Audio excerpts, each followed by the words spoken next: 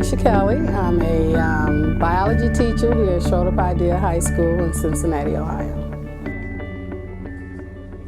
Today's class was going over meiosis. It was an introduction to that, and then ultimately we tried to make sure that they understood the process so that they understand how inheritance takes place. Again, you're going to go through the activity. You're going to write everything in your journal. Okay? You're going to get to a checkpoint. If everybody in the group's ready for the checkpoint, I'm going to... So the goal today was for them to go through meiosis, go through the internet lesson. Instead of me lecturing, they had to experience it in 4 different formats. So they had a little video movie and then a narrated movie. Then they had to draw out some pictures of how that looked. So it was like cartoon animation that they had to go through to make sure they knew it. And then they did a comparison between mitosis that they already had gone over in meiosis, which we went through today. So if you look on the site, the links work. So make sure you click on the site one, that link, and then go through and answer the questions. Okay? Any questions? Yes, sir. What'd you think for what? 6. 6? It's 3? I put only 1 half. Yeah, that's what I put on. It's right here. Right where? Right. Only 1 half of the double chromosomes, so 3 chromosomes are each part in the cell. Yeah, that's what she just read. That's what it is. That's Hold on, what is it asking? It said how many chromosomes are at each pole of cell. But it just repeated what she just said when she read it. Hold on, only 1 half of the double chromosomes go to each pole. The question asks, how many chromosomes are each pole cell? Okay. Well, it's the same thing. 3 chromosomes. Who can explain crossing over? Who might want to explain crossing over? I can try. Okay. Well, I guess they took like 1 half of it, or not 1 half, but you know, something like that, and like took it and put it on the opposite side of the other chromosome, and then did vice versa to the same one. Okay, so they just switched like half of it. Okay. I mean, in metaphase 2, where do the cells line up? The cell's membrane? Well, we had checkpoints so that I could see that they were, it was sort of like an informal assessment of what they should have gotten during that section. So I divided it up by, they had 4 sites that they were going to, and so I divided the checkpoints by sites. So the first site, I had some very basic information that we went through, so I made sure that when I questioned the whole group that they had that.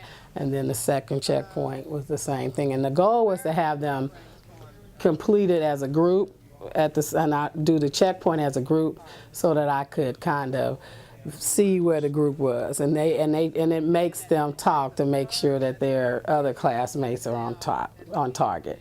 So within that group, so that's kind of the checkpoint. I don't want to just check one person, because then they just go off and leave, and there's no discussion or collaboration. So I'm like, well, turn your cup on red once everybody in the group is finished. But they were allowed to move on while they waited for the other people, so they weren't just sitting there waiting. So they had enough to do to keep moving on until the checkpoint came. Copies of chromosomes are held together by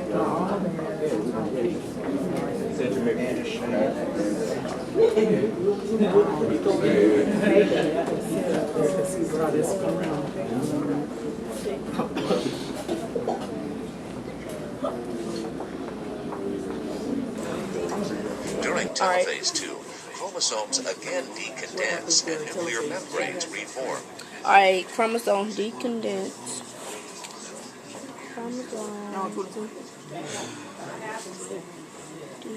Decondense. They just said something about a nucleus.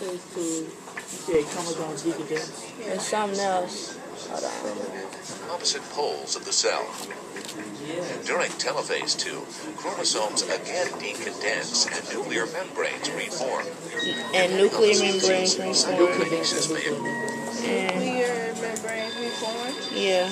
Okay, you guys, we should Nuclear be what? close to membrane. at least on number 20 right now, so we can finish up 20, 25. So I'm gonna put some more time up here, but you need to kind of to a Push conclusion. yourself so we can get through this.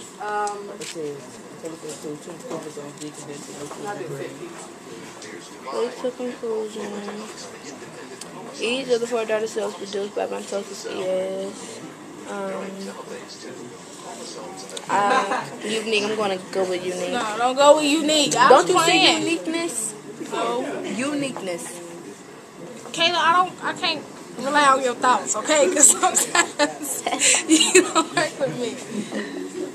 You can stop. Every time I be thinking right, it be right. Oh, it's saying right there. Okay, that's what I be saying. Nah, you ain't. No, that ain't what you got to say. Click the quiz. Click what the quiz? Oh, quiz. Okay, with respect to mitosis, when DNA repeats occurs, when do DNA when do they before interphase? Okay. We had that already. Okay. Woo, I got that right. Oh, I gotta do this on the computer. No, you don't. You gotta write it on thing. Oh, okay.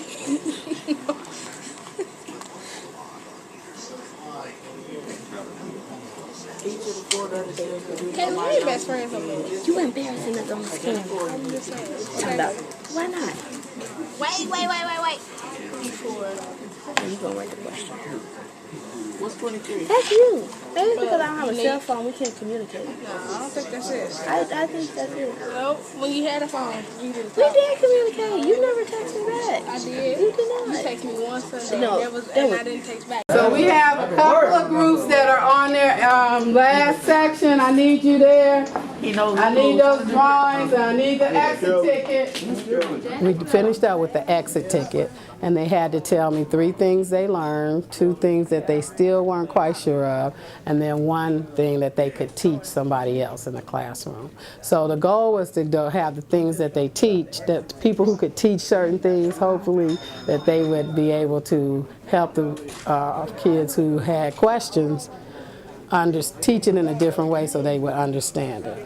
So that's kind of the goal of the exit ticket, was so that we could go back, look at, okay, who understood this and said they could teach it, then they could pair up with the kids that didn't understand that topic.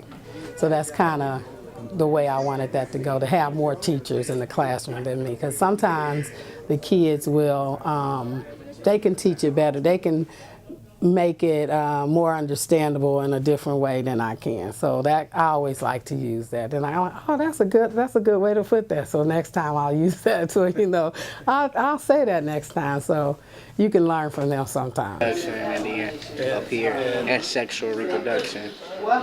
They explain the difference, but they ain't put the asexual in it, I guess. Oh, be sensitive. Baby in here, I guess. So what is it? So the difference, sexual reproduction requires meiosis. What y'all just You writing read? the first sentence? No, Or the asexual reproduction, haploid gamete. If I had to teach this without technology, I would have to be more book-based, and it would just probably be 1 or 2 learning styles. We wouldn't have been able to hit all of them. So one thing I would probably do is do a 4J activity I like to do called Stump the Teacher. And that makes it, and what they have to do, we read the section, and then they ask me questions with the book closed, and they can get points, you know, points for on their next quiz or something. And then I open the book and I ask them questions. And if they answer correctly, then they can. So it's an engaging way of using a textbook. And it comes from 4J, which is one of the trainings we do with high schools at work. And then after that, I would probably have them do some kind of a flip book, like where they write out meiosis, and they draw it at each stage, and then they put it together and flip it, and it shows it going through the phases. So that's what I would have done if I didn't have the technology that I do have, which I'm happy to have. So they really get engaged. And one of the kids gave a prime example from my class. He was like, now, if Miss Kelly asked us for a piece of paper, almost none of us would turn it in. But if we get on the computer and she said, email me this, we all do it.